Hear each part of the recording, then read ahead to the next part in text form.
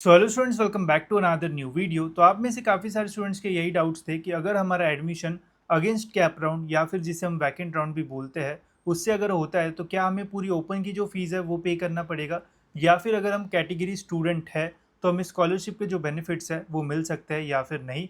And ये किसके लिए एलिजिबल होगा, एमबीए के लिए, इंजीनियरिंग, एमसीए, कौन से कोर्सेज के लिए। तो ऐसे काफ़ी सारे डाउट्स थे। तो इस वीडियो में गाइज मैं आपके ये सारे जो डाउट्स है वो क्लियर करूंगा। साथ ही में गवर्नमेंट का जो जीआर है उसमें क्या लिखा हुआ है वो भी हम देखेंगे, ताकि अगर कोई कॉलेज आपको मना करता है कि ये बेनिफिट्स आपको नहीं मिलेंगे तो उन्हें आप ये चीज़ें जो है वो शो कर सकते हो। तो ध्यान से सारी जो चीज़ है वो सुनना। तो सबसे पहले तो गाइज एक जो अपडेट है वो आया था 29 तारीख को, ठीक है, अगस्त के महीने में ये अपडेट आया था। एंड ये अपडेट था रिगार्डिंग अगेंस्ट कैप राउंड, जिसे हम वैकेंट राउंड भी जो है वो बोलते हैं। अब इसमें कुछ डिटेल्स जो है वो लिखी हुई है एंड बताया गया है कि अगर आप इस एलिजिबिलिटी क्राइटेरिया के अंदर आते हो तो आपको जो स्कॉलरशिप है वो मिलेगी, अगर आपका एडमिशन वैकेंट राउंड के थ्रू भी होता है तो।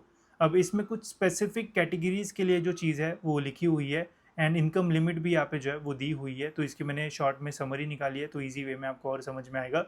तो सबसे पहले कौन सी कैटेगरीज एलिजिबल होगी, तो पहले वीजेएनटी, देन है एसबीसी, देन है यहाँ पे ओबीसी। तो इन कैटेगरीज में अगर आप बिलोंग करते हो एंड अगर आपका वैकेंट राउंड से भी एडमिशन होता है तो आपको स्कॉलरशिप मिल सकती है।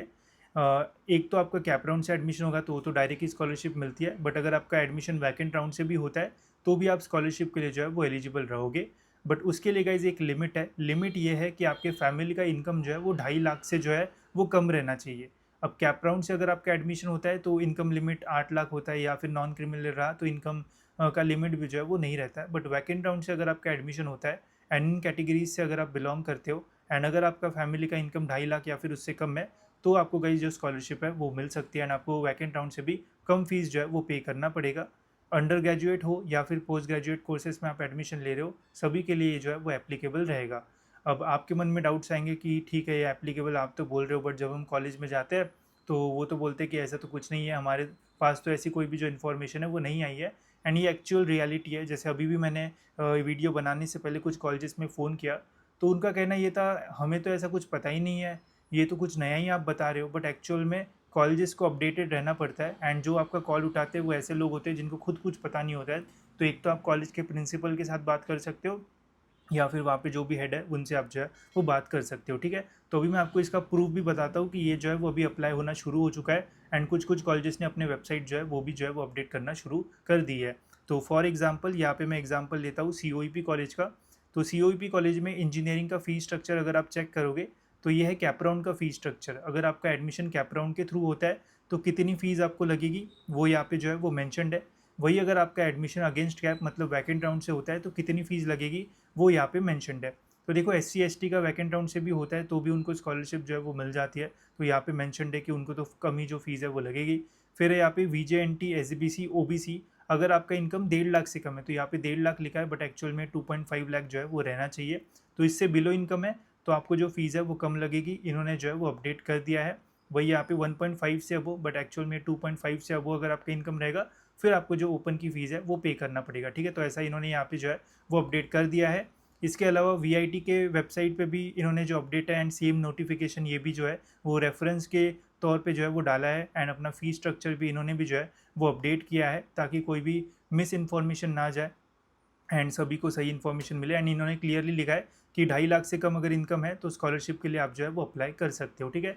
तो ये जो है वो अप्लाई होना शुरू हो चुका है। अगर आप कोई इंजीनियरिंग कॉलेज में जा रहे हो उनको नहीं पता है तो सीधा ये जीआर दिखा सकते हो एंड इन कॉलेजेस का जो आप रेफरेंस है वो भी जो है वो दे सकते हो, तो आपको जो है वो हेल्प होगी। साथ ही में अगर आप ओबीसी से हो एंड ओबीसी से फिर यहाँ पे आपको देख सकते हो ट्यूशन फीस कितनी लगेगी, सारी चीज़ें यहाँ पे आपको जो है वो पता चल जाएगी।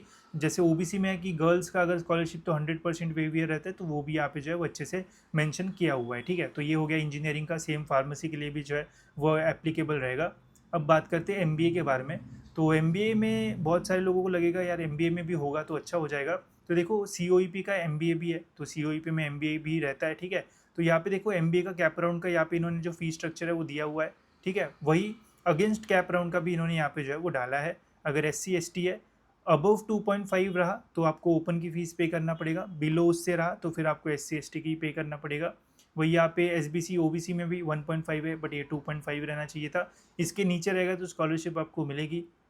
अगर उसके ऊपर जो है वो रहेगा तो फिर आपको ओपन का जो फ़ीस है वो पे करना पड़ेगा। तो अभी कुछ-कुछ कॉलेजेस की वेबसाइट पे ये जो है वो अपडेट होना शुरू हो चुका है। मैक्सिमम कॉलेजेस की वेबसाइट पे जो है वो अपडेटेड नहीं है एंड मैंने भी काफ़ी सारे कॉलेजेस में फ़ोन करके पूछा था, उनको तो खुद ही कुछ क्लू नहीं है कि ऐसा कुछ भी अपडेट आया है या फिर नहीं। तो जब भी आप कॉलेज में जाओगे अगेंस्ट कैप राउंड में अगर आप एडमिशन ले रहे हो एंड अगर कोई कॉलेज आपको पूरी फ़ीस माँग रहा है एंड अगर आप कैटेगरी स्टूडेंट हो जो यहाँ पे मेंशन्ड है वो, एंड अगर आपका इनकम 2.5 लाख से कम है तो गाइज़ आपको स्कॉलरशिप जो है वो मिल सकती है एंड आपको पूरी ओपन की फ़ीस जो है वो पे करने की ज़रूरत जो है वो नहीं पड़ेगी। ये वाला जो नोटिफिकेशन है वो आप उनको जो है वो दिखा सकते हो, तभी वो चुप रहेंगे।